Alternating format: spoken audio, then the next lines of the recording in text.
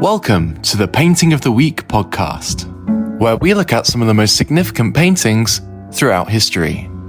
Introducing your hosts, Phil Grabsky and Laura Bentham.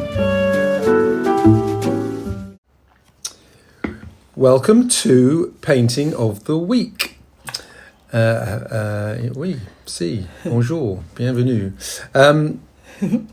Buenos dias. I don't know why I'm speaking. What happened? Maybe we should start again. Oh, we'll carry on. We'll carry on. So, today we are doing a painting that has been recommended. One of our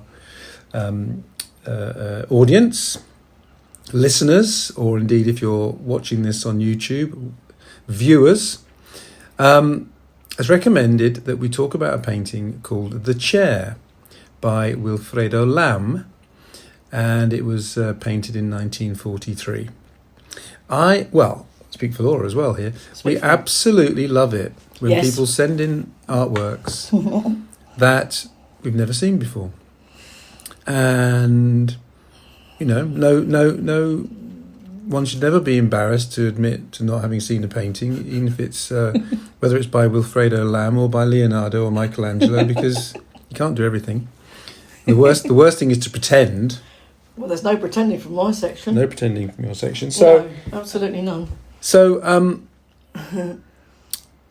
this struck a chord with me because, let me first of all say, for those of you who want to see the picture, as always, if you go to seventh-art.com to the website and click on the Painting of the Week button there, it'll take you through to the painting. Or, as I've mentioned on YouTube, again, you can listen and look at the painting at the same time. About 3 weeks ago, I was in Washington, D.C. I was the guest of the National Gallery of Art. They flew me over, which was very kind of them, to do 2 screenings of 2 films, Mary Cassatt and Vermeer. And they have it's the most fantastic. I love that gallery, and they not only is it the most fantastic gallery with the most extraordinary artwork, but they have a really, really good auditorium. Okay. 500 plus seats, and both of them were it was a really hot Saturday and Sunday afternoon, and I thought, really, 2:00, who's coming? Absolutely full. The Vermeer was a bit problematic because they'd oversold it. You know how planes sometimes oversell and have to pay people off. Similar kind of thing. They'd sold 550. Well, they'd given they're actually free entry. 550 because they thought, people won't turn up. Yeah. Everyone turned up. And I had to go outside and talk to 50 odd people who were really disappointed and say, look, I'll take your emails and I'll let you know when the film's anyway. That's absolutely great, Phil. But can't believe it. 1,000 people, and one of the people that came up to me afterwards was a. Cut a long story short, he was associated with a wonderful gallery in Washington of Latin American art, and I immediately jumped on that opportunity. And next day went to look at this gallery and talk to him about Latin American art, because it's an area that we've not really been able to deal with, and the ambition of Exhibition on Screen was always to be as broad geographically and chronologically and everything else as possible. And really the only artist that we've done in that part of the world was Frida Kahlo in Mexico. So this was quite interesting to see this artist who's born in Cuba. Final line of introduction is that we have been approached by the National Gallery of Cuba, or in Havana, obviously, I guess, to see whether we could do a project with them. And we were having a conversation or two before COVID, and probably something I need to strike up again. So, interesting kind of how these things pop up. And here we have this painting by Wilfredo Lam, somebody who's born in Cuba, dies in Paris, right? Yeah. Dies in Paris, aged about 79, 80. I know you probably know. And Really interesting. So, I'll stop talking. No, don't stop talking, Phil. What do you see when you look at this picture? Okay, this is going to make everybody laugh.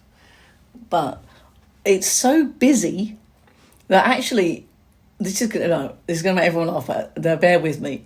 I was getting a bit tired with it. It's like, I'm exhausted. But that sounds like such a silly thing to say. No, it doesn't. How can you be silly and looking at a painting and sort of feeling tired? I mean, everyone's going to be like, well, pull yourself together. You're looking at a painting. But I'm looking at a painting and I'm like, oh yeah, I love this.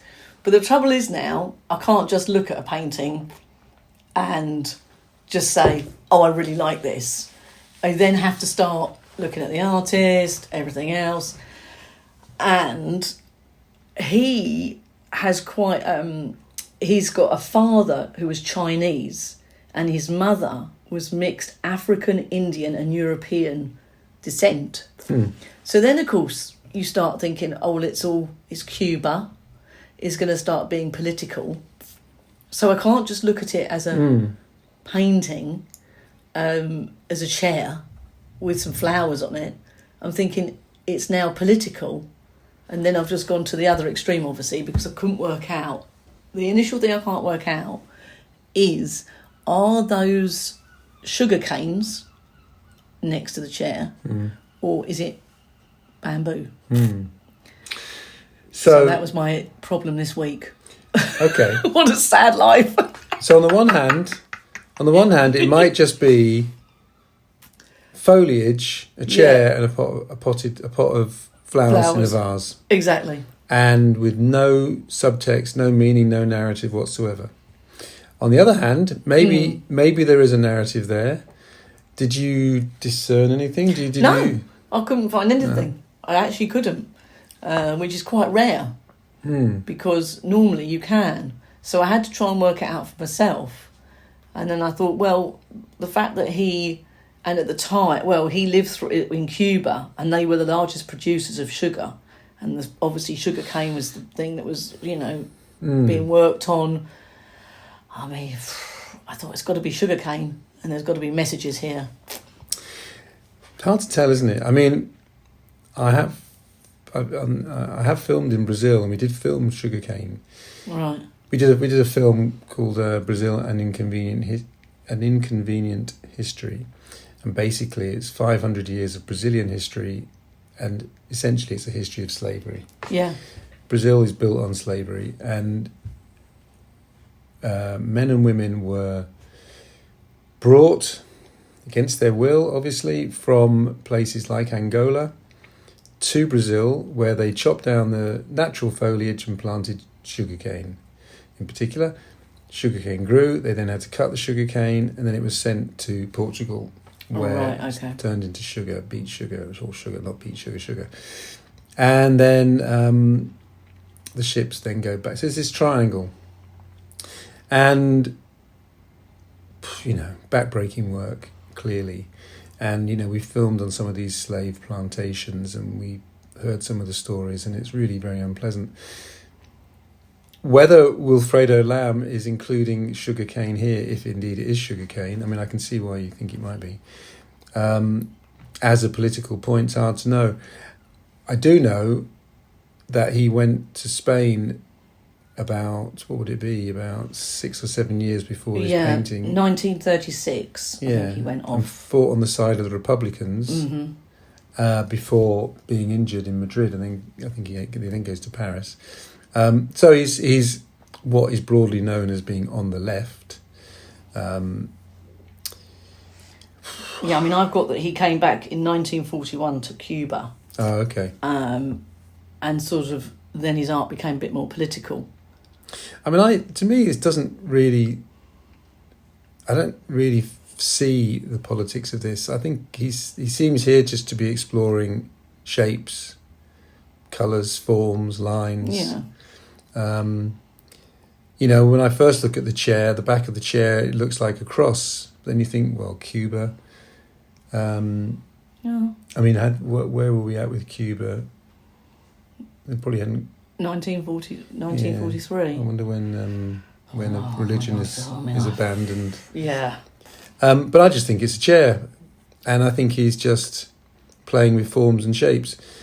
I mean, you mentioned before we started how he strikes up a relationship in Paris with Picasso. Yeah. And you can see that, can't you? Again, you've got this, what is clearly a two-dimensional, in reality, it's a two-dimensional canvas. And he's playing with three-dimensionality here. Yeah. So if you look carefully, like, it doesn't quite work. You know, the seat and the legs and he's playing with that. And the colours are quite muted. Well, I actually love this painting. And I think what I really would love to do, Phil, is see it in the flesh. Because on the computer, there are so many different varieties of it that you just can't even see a real picture of it at all, almost. It's just so... And most time with South American or that sort of art, there's always vivid colours, bright work.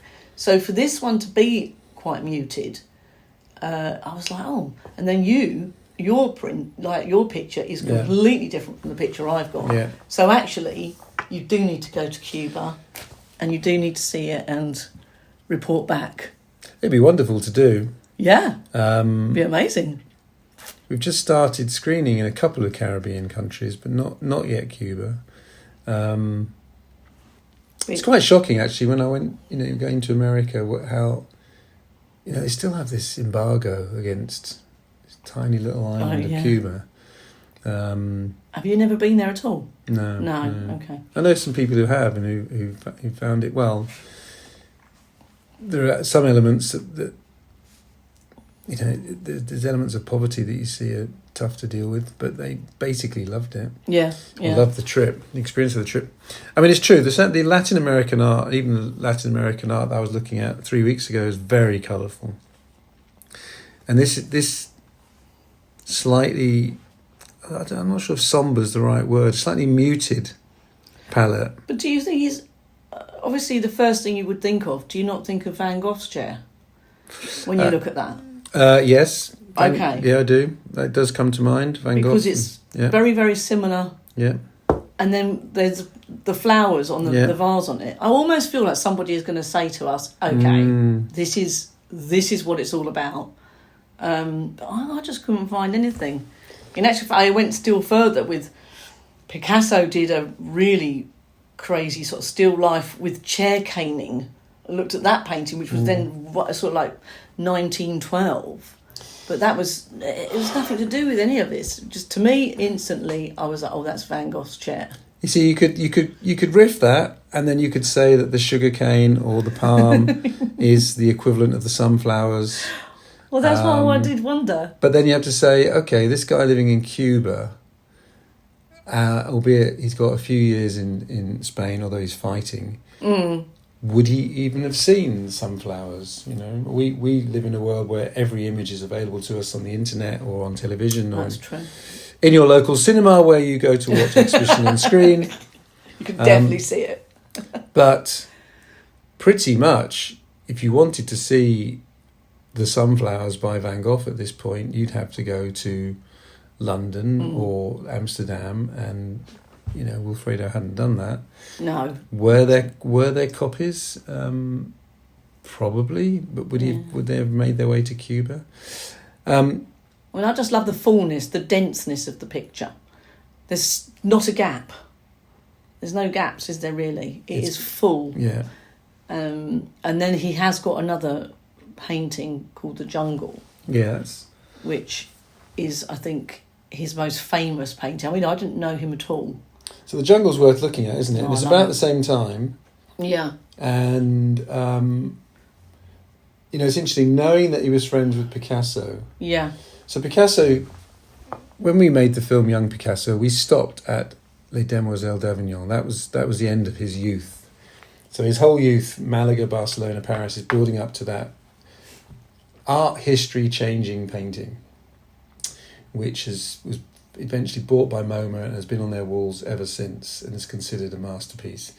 When he painted it, people really didn't like it, and he rolled it up and put it away for a decade.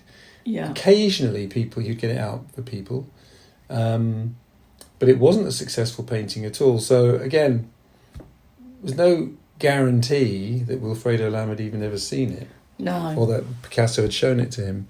But there's definitely some similarities, I think, when you look at the jungle. Although you don't have the you don't have the characters, you don't have the the prostitutes and the.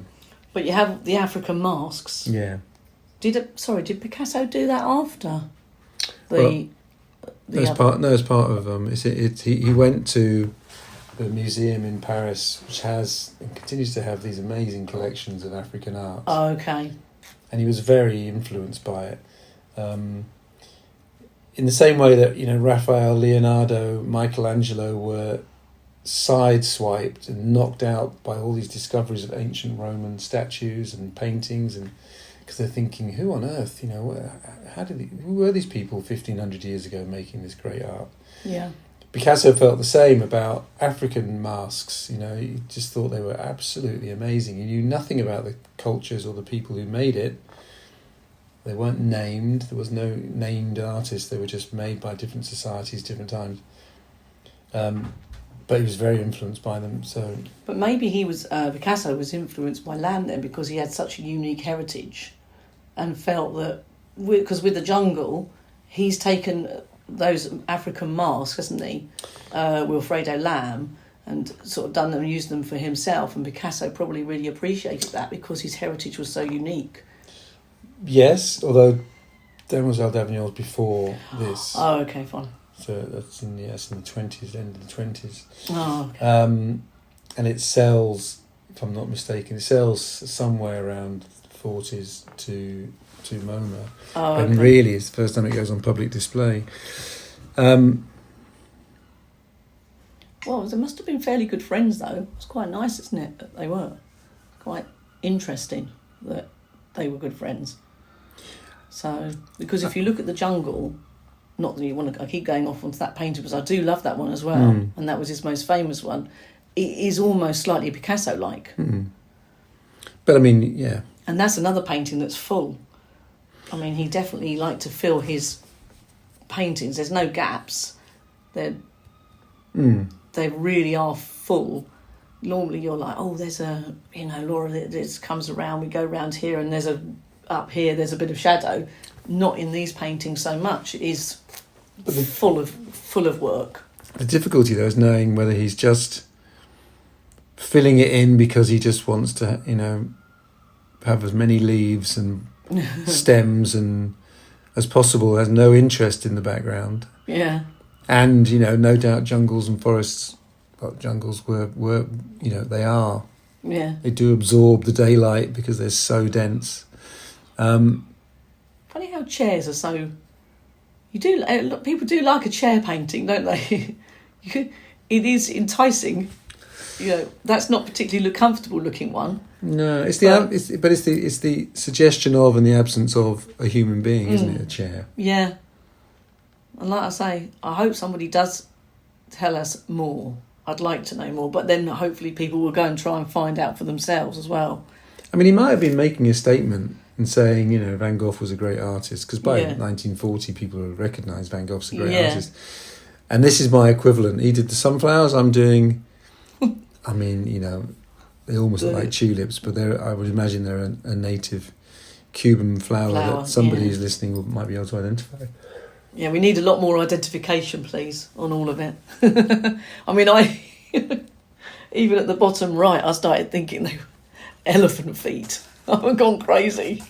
Oh, yeah. Look at me. Chopped off. What am I doing? Poor old elephant. I mean, I do know also about Wilfredo Lamb that he in Cuba, and again I experienced this in Brazil, you've got this mix of Catholicism and local traditions, what we might call voodoo, and it's a real mixture of religious beliefs. Right. He was also quite how that, if at all, is reflected in this painting is really hard to tell. Again, question we always ask: would you have it on your wall? I would. Yeah. But then I ask myself, well, what is it about it that I like? And I think it is. I think it's a lesser painting without the chair. So the chair actually is very appealing to me. the way in which it's designed is kind of slightly hovering, but it's oversized. The perspectives aren't quite right. No. I I don't know whether I would have it on my wall. I think I'd have his jungle on my wall. I think I'd like that. should have done that one then. We've done the wrong painting. At the end of the day, Phil, we need to know more about him. I mean, he was friends with, knew Frida Kahlo, so that's always interesting. I feel like we need a documentary of what's going on. I haven't got one. I mean, it's just my own lack of knowledge, but it's a quirk of fate in a way, isn't it? That Frida Kahlo is so famous and is the most famous female painter, I would say. Yes, I mean, yeah, absolutely. Whereas I know we have some very smart people listening because they email us, but I know, thank goodness. But I mean, I'd be impressed. What I'm saying is, I'd never heard of Wilfredo Lamb. No. And I don't know how many people had, and that seems a shame. So our little podcast might go a little way to redressing the balance a touch. Well, I hope so. Encourages me to find out more about him, I must say. Yeah. What is all, of course, so interesting about this time, so his entire life, is artists are very much influenced by what other people are doing, and there are so many changes going on, and people are really bouncing off one another. If you go to the Picasso Museum, every room is like a different art world. Yeah. Because he's just constantly trying something new. And I remember when I made the film about Beethoven, somebody saying the great thing about his symphonies is that each one he's recreated a sound world. So they never sound like they're the same. They always sound different. And I think that that's a nice thing to say. That's what's happening with artists here. Yeah. And so he's, there's a lot, this could be a Matisse, couldn't it? Oh, definitely. Yeah. So this guy in Cuba, and then when he comes to Spain to some extent, but certainly in Paris, he's definitely absorbing it all, looking around, and all credit to him for making his own masterworks. But still holds on to his traditional roots. I mean, it is funny, really, isn't it? It doesn't change. You still have that traditional style. You can't help it. Yeah. Yeah. It's lovely. Nice one. Good choice. Thank you, whoever suggested that. See you soon. Thank you for listening to the Painting of the Week podcast. For more information, please visit our website at seventh-art.com or contact us by emailing info@seventh-art.com. See you next time.